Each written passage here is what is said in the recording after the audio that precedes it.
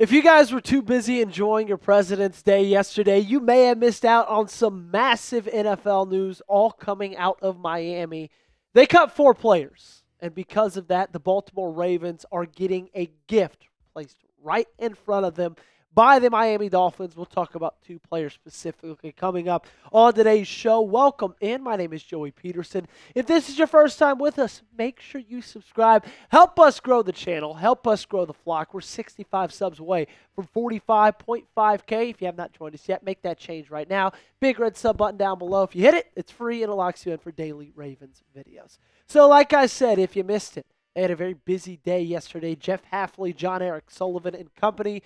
They released 4 players: Tyreek Hill, wide receiver; Bradley Chubb, edge rusher; Nick Westbrook-Ikhine, wide receiver; and then offensive guard James Daniels. Let's start with the discussion about Bradley Chubb, because of all of these players that Miami released yesterday, this one seems the most realistic for Baltimore, and this one seems like it has the possibility of being the biggest gift for Jesse Minter and the Ravens. The last 4 seasons have been up and down for Chubb. Had a pretty good year this past year, even though he played for not that great of a team in Miami. Still 8.5 sacks, almost 50 tackles, 20 quarterback hits, 2 forced fumbles. Did tear an ACL in 2024, but the season prior, 11 sacks, and then the season before that in 2022, when he got traded from Denver to Miami, still logged 8 sacks in that one. Now, the reason that he was cut from Miami, because a lot of you might automatically say, Joey, I don't want to sign a player that was just cut. Like, obviously that means he's no good. Well, he was cut because that saved Miami $31.2 million.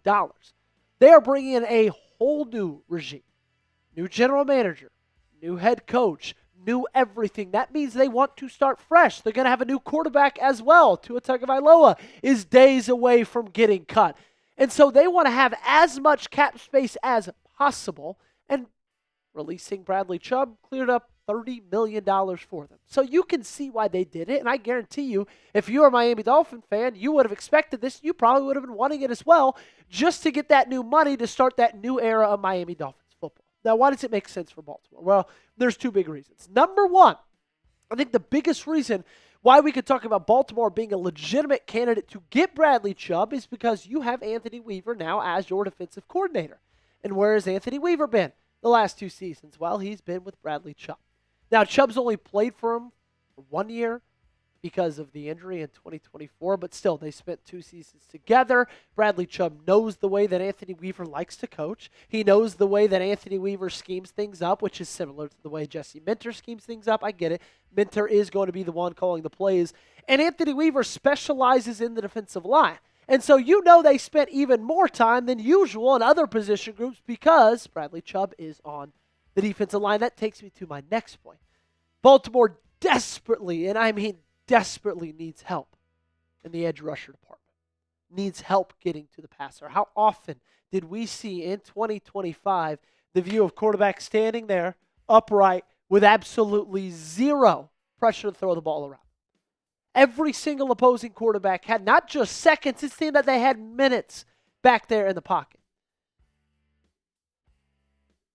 Bradley Chubb could come in here and change that, right? Year 1, game 1. He changes the way this defensive line performs.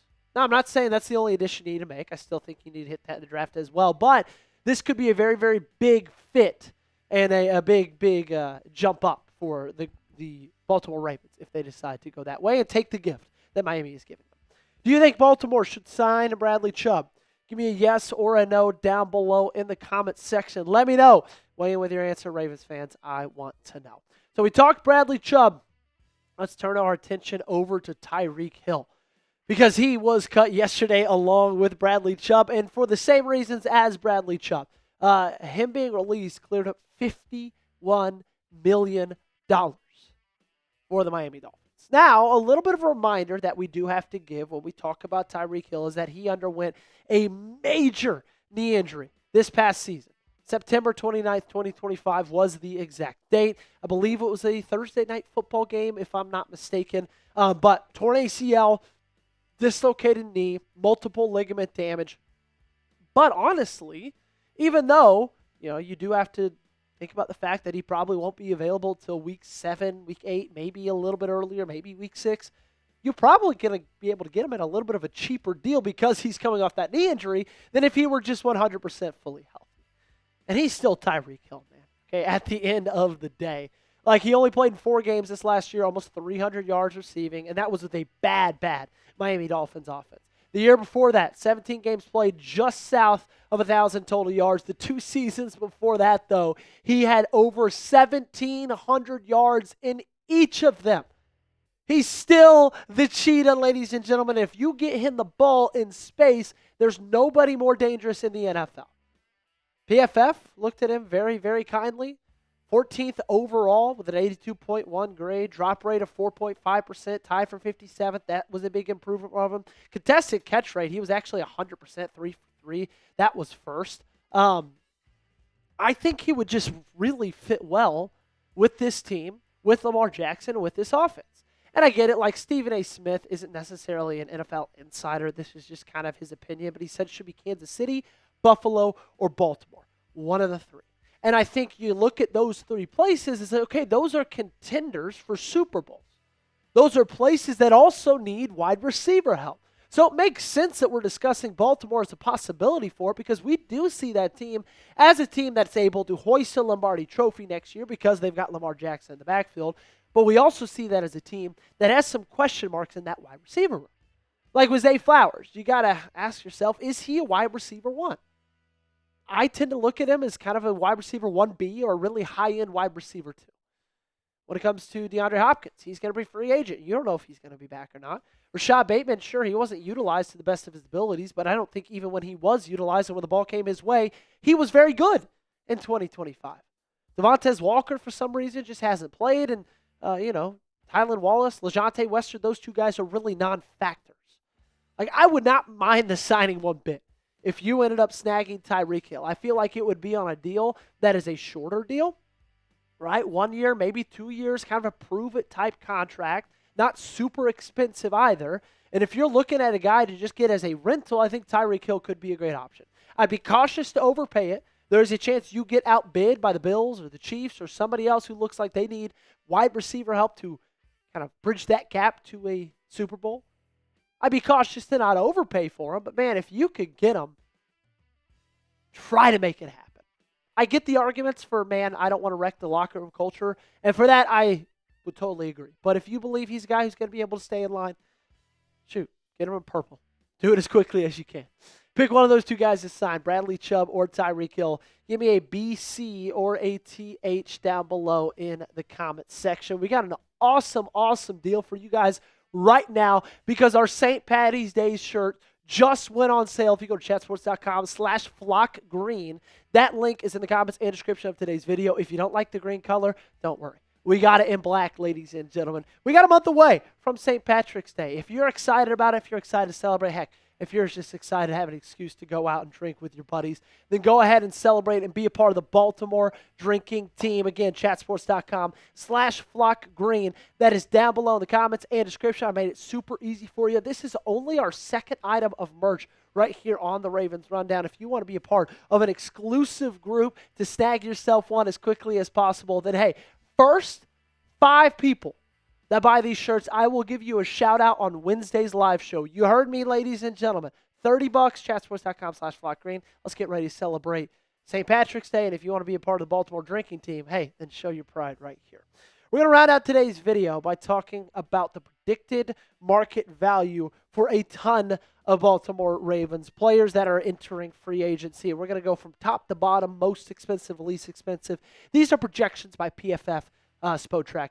Ton of different places. But still, they have Tyler Linderbaum at somewhere around 4 years, $80 million, which seems fair. A lot of people seem to believe he is going to be the highest paid center in football at the end of this year, and so that would put him right at $20 million because currently the highest paid is at 18. I am under the impression you should keep him in Baltimore, but if you don't want to, if you think that price tag is too high, I totally understand there. Daniel Faalele, he's projected for 2 years, $21 million. Frankly, ladies and gentlemen, I would not pay him 2 years, $21. I'm ready to get Daniel Faalele off this team. I think you are as well. Draymond Jones, they're projecting 2 years, $20 million. I personally would do that.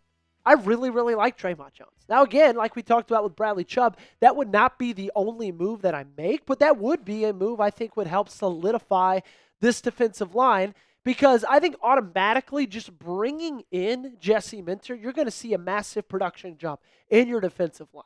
And so you still got to have the Stallions on there, though. I think Draymond Jones could be one of those guys. Isaiah Likely, 2 for 17.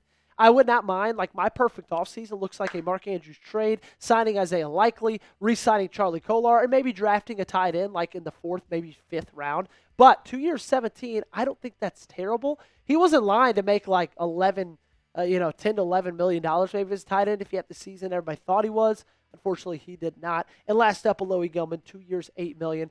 Man, I would do that deal. If you feel confident in Alohi Gilman, obviously he's been in a Jesse Minter scheme before. That's a pretty cheap contract right there, 2 years, $8 million, if that's truly where he's at. Give me your take. Now, Ravens free agent you want back in Baltimore. I just gave you 5. There's multiple others, though. Give me the one you want to see back in the purple, black, and gold. That's going to do it for today's show. Appreciate you guys for hanging out with us. Make sure you guys got me following on socials, Twitter and Instagram at Joey Petersen 8 on both those platforms. Make sure you subscribe. If you love the Ravens, we got you covered every single day with